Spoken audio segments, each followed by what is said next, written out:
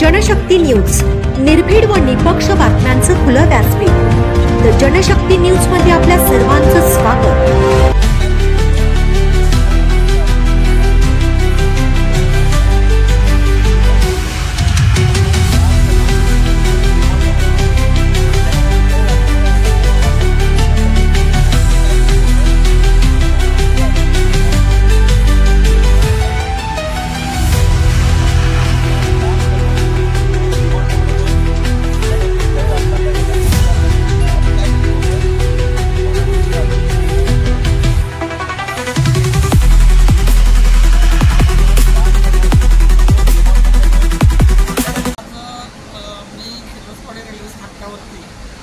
गेल्या 3 जुलैपासून बेमुदत ठिय्या आंदोलन सुरू केलेलं आहे।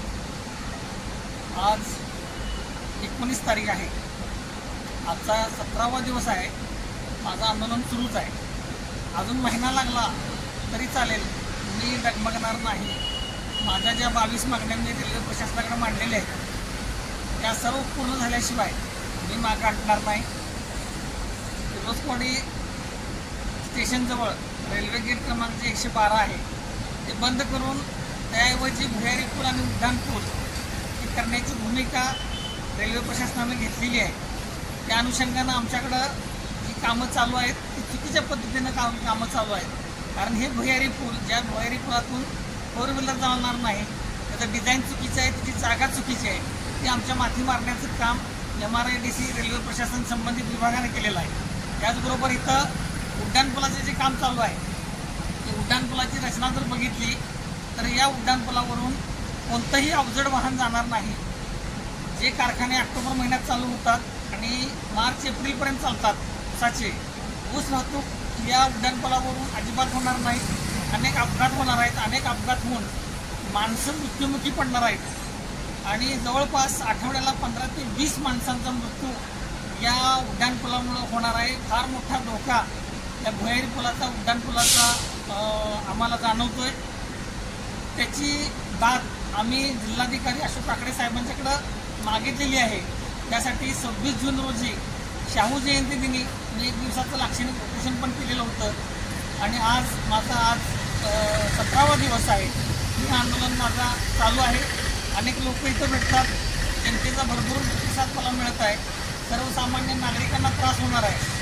भुयारी पुलातून आमच्या माता भगिनी असतील किंवा शाळेतल्या विद्यार्थिनी असतील त्यांना सुरक्षितपणे पलीकडे जाणं हे मला धोक्याचं वाटतं आहे। कारण भुयारी पूल जवळजवळ 500 मीटरचा, अर्धा किलोमीटरचा भुयारी पूल त्यांनी केलेला आहे।